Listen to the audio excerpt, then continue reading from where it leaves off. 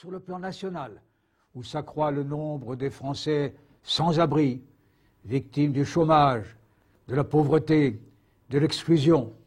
Oh, c'est un discours, me direz-vous, que tout le monde tient aujourd'hui. Je constate seulement que les efforts accomplis par les uns et les autres n'ont pas guéri le mal.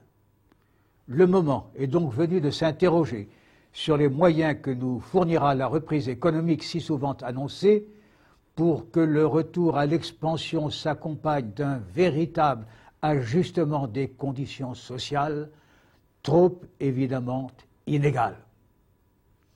Car la croissance n'est pas une fin en soi, elle doit être l'instrument d'une répartition plus équitable des richesses créées par tous et pour tous.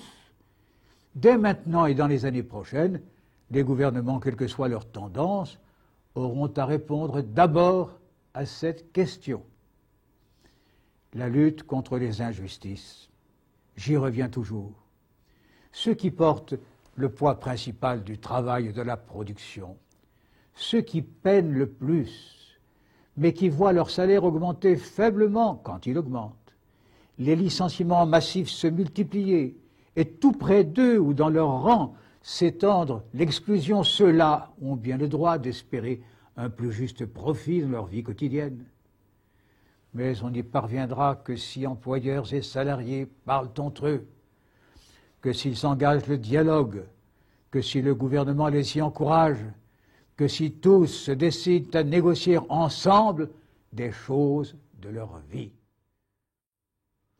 Mes chers compatriotes, c'est la dernière fois que je m'adresse à vous pour des vœux de nouvelle année en ma qualité de président de la République. Aussi, je me permettrai 2 recommandations. La première, ne dissociez jamais la liberté et l'égalité. Ce sont des idéaux difficiles à atteindre, mais qui sont à la base de toute démocratie.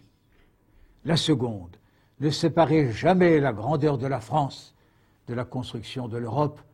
C'est notre nouvelle dimension et notre ambition pour le siècle prochain.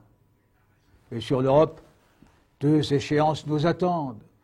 D'abord la mise en œuvre du traité d'Union européenne, ensuite l'élargissement progressif de l'Union à l'ensemble des démocraties européennes. Que d'énergie et d'enthousiasme seront indispensables si l'on veut qu'aboutisse cette entreprise audacieuse. Élargir l'Europe, oui, mais sans l'affaiblir. Vous le voyez, nous avons du travail devant nous. Je vous le dis avec la même passion que naguère. N'en doutez pas, l'avenir de la France passe par l'Europe. En servant l'une, nous servons l'autre. Mes chers compatriotes, je n'apprendrai rien à personne en rappelant que dans 4 mois aura lieu l'élection présidentielle. C'est un rendez-vous important que la France se donne à elle-même. Je souhaite vivement que ce soit l'occasion d'un grand débat, et sur tous les sujets, y compris les règles morales de notre vie publique et le rôle et les limites des divers pouvoirs. Les problèmes que nous connaissons ne disparaîtront pas pour autant, mais la France y trouvera un nouvel élan. L'an prochain, ce sera mon successeur qui vous exprimera ses vœux.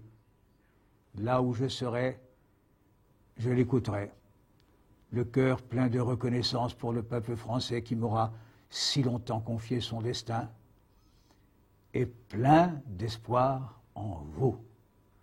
Je crois aux forces de l'esprit, et je ne vous quitterai pas. Je forme ce soir des vœux pour vous tous, en m'adressant d'abord à ceux qui souffrent, à ceux qui sont seuls, à ceux qui sont loin de chez eux. Bonne année, mes chers compatriotes. Bonne année et longue vie. Vive la République, vive la France.